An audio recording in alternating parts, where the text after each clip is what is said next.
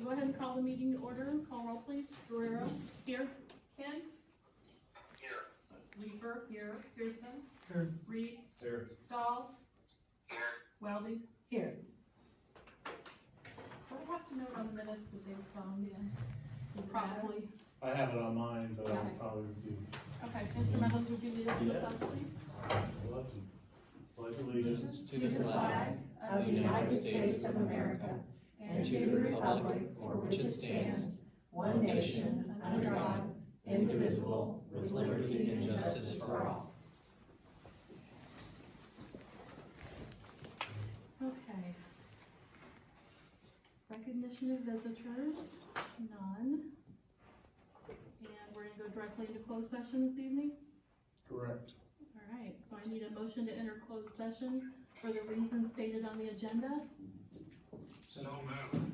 So moved by James Kent. James Kent. Is there a second? Eric Pearson, call roll please.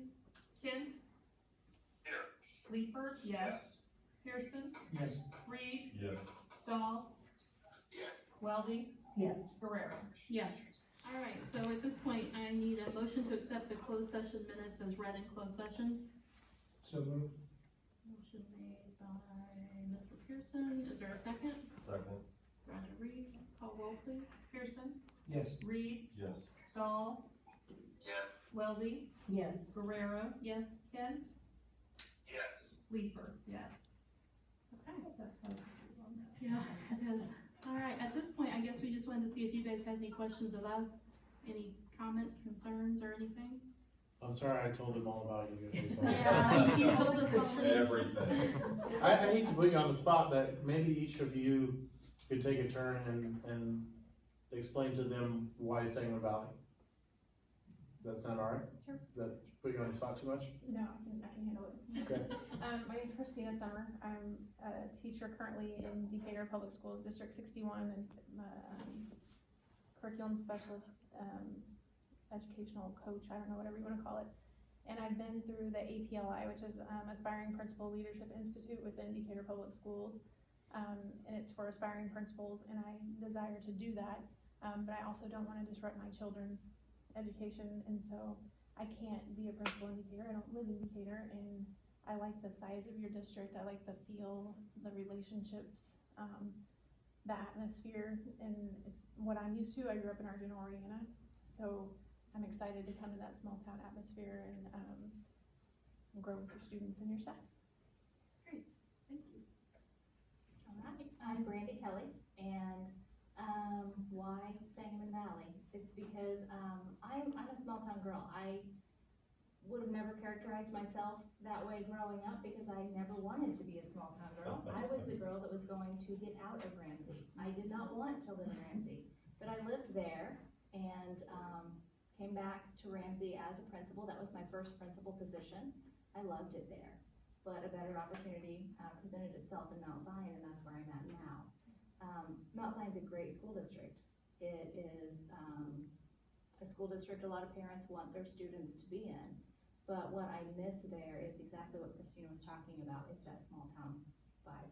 It's that opportunity to work with the students, to build the relationships, and it's a collaborative atmosphere that I want. I want an atmosphere where I can work collaboratively with the administration, with the board, with the teachers, and with the students. Even as a principal, I want to work with the students.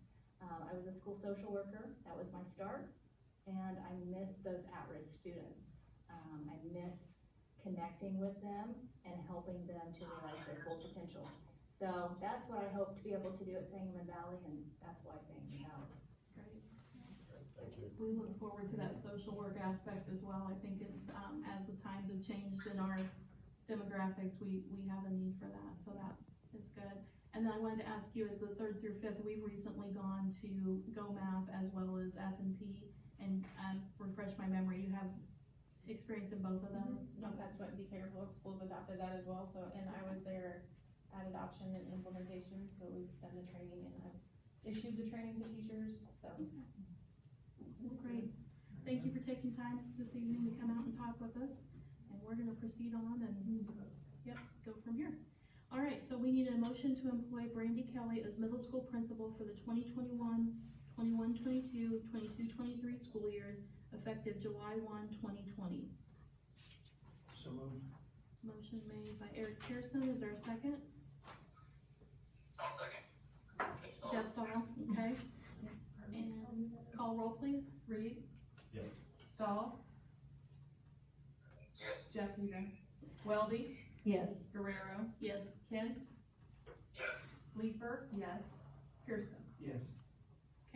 Motion to employ Christina Sommer as intermediate school principal for the 2021, 21-22, 22-23 school years, effective July 1, 2020. So moved. Motion made by Glenda Weldy, seconded by Roger Reed. Call roll, please. Weldy, Yes. Guerrero, Yes. Kent, Yes. Leeper, yes, Pearson, Yes. Reed, Yes. Stahl. Yes. Okay. Yay. At this point, you guys are welcome to stay, or if you would like to go on about your business, you can do that as well. Thank you guys so much, we're very excited, I'm very excited to meet We're you. Yeah. Her kids came and decorated her car, and they got mine too. Oh, I'm really excited about that. That was nice. My husband would never do that. You're welcome. Thank you very much. Thank you. Thank you. It's nice See you soon. Thank you all. You I too. can hold you tomorrow. Nice to meet you. You too. Okay, so next on the agenda, motion to employ your Nicole Christensen as middle school and high school art teacher effective at the beginning of the 2021 school year. So moved. Motion made by Eric Pearson, is there a second? Second, Martha Leeper, call roll please. Guerrero, Yes? Kent, Yes. Leeper, yes, Pearson, Yes. Reed, Yes. Stahl, Yes. Weldy. Yes. Motion to employ Cheering out there. Colleen Thompson That was awesome. as a school nurse effective at the beginning of the 2021 school year. So moved. Motion made by Roger Reed, is there a second? So moved. Eric Pearson. Call roll please. Kent, Yes. Leeper, yes, Pearson, Yes. Reed, Yes. Stahl, Yes. Weldy, Yes. Guerrero. Yes. All right, and moving on to the consent agenda.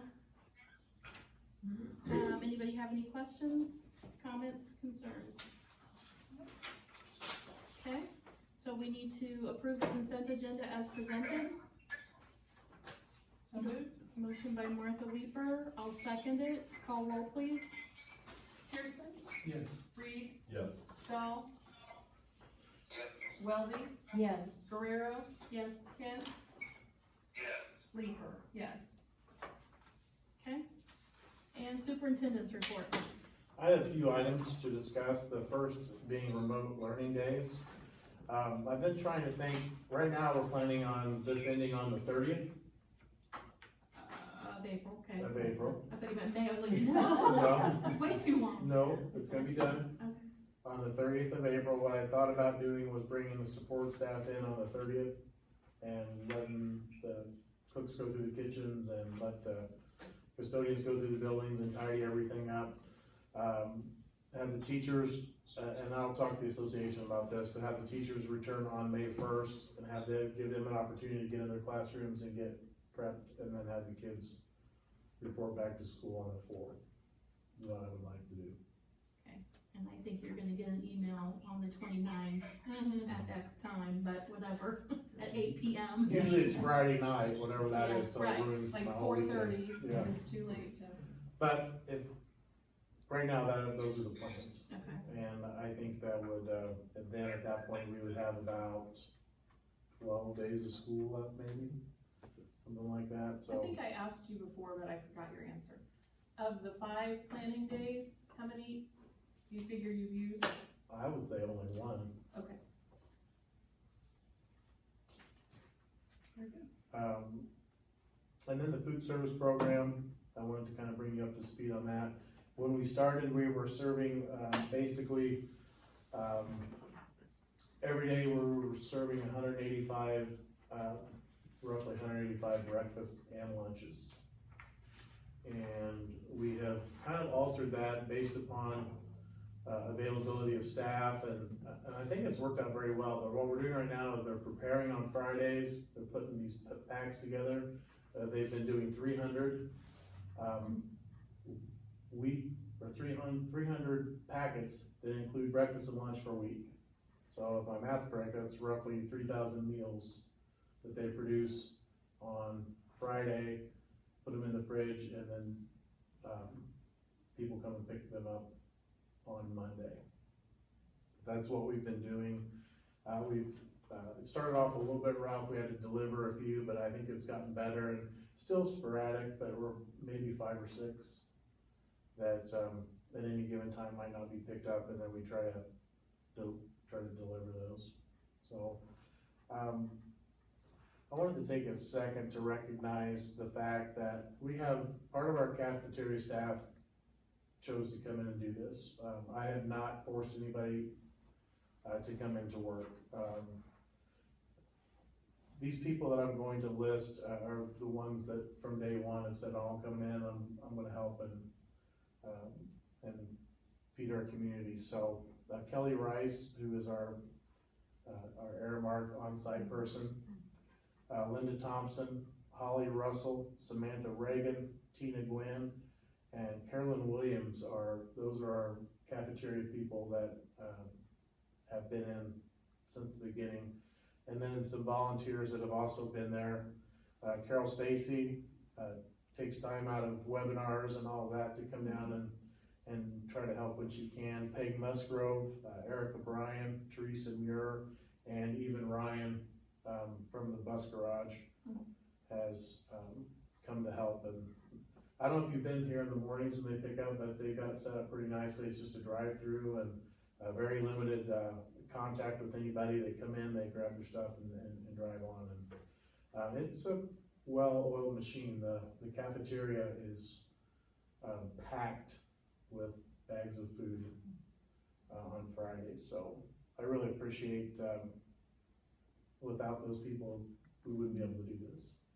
Have you, and maybe you're gonna get to this, have you given any thought to doing something for them and just a small token of some kind? Well, I would like to do that. I wrote a grant actually, to try to help monetarily, and it was rejected.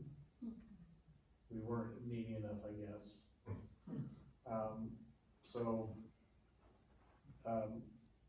Yeah, I would like to do something for them. I don't know what I'm going to be able to do at this particular point. I will We say, put our heads together. this past Monday, I had the opportunity to come through, and it was nice coming through the drive-through, so to speak, by the shop, get my bearings, by the shop right out here, and we had a couple of teachers out there, and Mr. Field and Jake Elliott, Mr. Elliott were the 4 that were out there at the time that I came by and visited with them, so it was great to see our administrators as well out there. Yeah, they have been in the buildings, every day as well. So I appreciate them coming in. And I did have other people to mention, like, we've had many teacher volunteers, to help pass out, packets for those parents that couldn't actually come and pick up their packets. Bruce Stoles, Jason Knobloch, Randy Hager have continued to come in and open the buildings and make sure that, the restrooms are clean for the people that are here and are having to work. And then of course, Carol is helping out where she can, and she's also been here every day, and she's kind of important because she pays the bills and writes the checks for everybody. So I really appreciate, she's learning a new software for the unit office, and it's been frustrating for her. So I really appreciate all that she's done as well. So yeah, the administrators have been great. We've had a lot of faculty help as well. So that's all I have for the food service program. NG update, I kind of left that on there. I will give you an update, and basically as of right now, we're still to go for everything. Everything's being manufactured, and no more setbacks that I'm aware of, at least at this point. but if I find out any, I will let you know. And then the last thing I wanted to talk about is sales tax revenue. Obviously, that's going to take a hit. We have not experienced that. I don't know if Sangamon County, I'm trying to check with Carol today. Macon County, there's like a three-month delay. I don't know if it's the same with Sangamon County or not, but anyway, there is a delay from the collection before they actually distribute the money to the schools, whether it's 2 months or 3 months, depending on the county. I don't know the specifics, but I think Sangamon it started July 1, we didn't get a check till October, so I think they're following suit, if I I'm remember pretty last year. certain that that's the case, but I don't know that for sure. But with that, so we've not really seen the effects of what this will do to our sales tax revenue. Obviously, it will have to decrease, I'm sure. And once it does, we'll have a lag where, that money won't be coming in, or at least it won't be what we were hoping for, or what we were expecting, so. I'm going to cut back in as many of the non-essential things with everything going on with NG. I talked to you last month about the possibility of maybe looking into some equipment. I still think we need a trailer, but everything else, I think we can hold off until we see how this is really gonna impact us. And again, there will be some maintenance things that will need to be done, but there won't be, I think, any really big ticket items that we ought to just maybe take a year off from that. And with everything with NG's doing anyway, we'll have a lot going on. So that's all I have. Alright. Does anybody have anything they'd like to add or ask? So then our next board meeting will be early. It'll be the second Wednesday, May 13th at 6 p.m. due to the amended budget. And at this time, I need a motion to adjourn. So moved. Motion made by Martha Leeper, seconded by Eric Pearson. All in favor? Opposed? Motion passes 7-0. Time 6:38.